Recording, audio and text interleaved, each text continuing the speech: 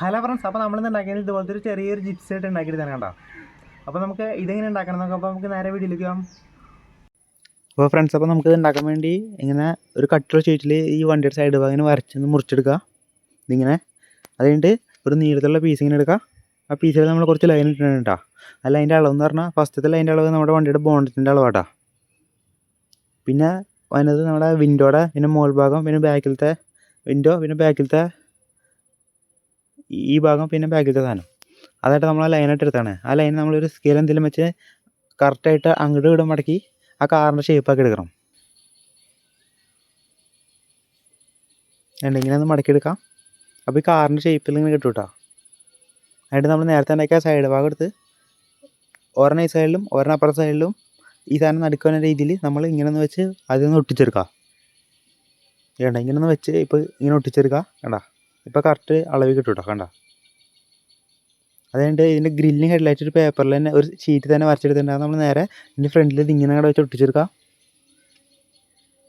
ഇതിപ്പോൾ അത് ഒട്ടിച്ചെടുത്തിട്ടുണ്ട് കേട്ടോ. അതുകൊണ്ട് ഈ ഷീറ്റിൽ തന്നെ നീളത്തിൽ മുറിച്ചിട്ട് നമ്മൾ ഒരു ബമ്പർ പോലെ ആക്കിയിട്ട് നമ്മൾ അതിൻ്റെ ഫ്രണ്ടിലും ബാക്കിലും ഇങ്ങനെ വെച്ച് ഒന്ന് ഒട്ടിച്ചെടുക്കാം. ഇങ്ങനെ ഒന്ന് ഒട്ടിച്ചെടുക്കുക. അതിൻ്റെ രണ്ട് സൈഡ് മിറർ പിടിപ്പിച്ചെടുക്കുക സൈഡിൽ.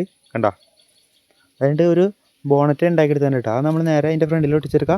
പിന്നെ ബാക്കിൽ നമ്മൾ ഇങ്ങനത്തെ ഒരു ഷീറ്റ് വെച്ചിട്ട് ഈ ബാക്കാകും ഇങ്ങനെ ഒന്ന് അടച്ചെടുക്കുക.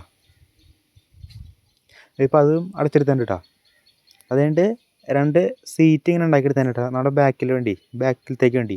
അത് നമ്മൾ ഒരെണ്ണം ഇവിടെയും ഒരെണ്ണം ഇപ്പുറത്തും വെച്ച് ഒട്ടിച്ചെടുക്കുക. ഇതിപ്പോൾ അത് ഒട്ടിച്ചെടുത്തന്നെ കേട്ടോ.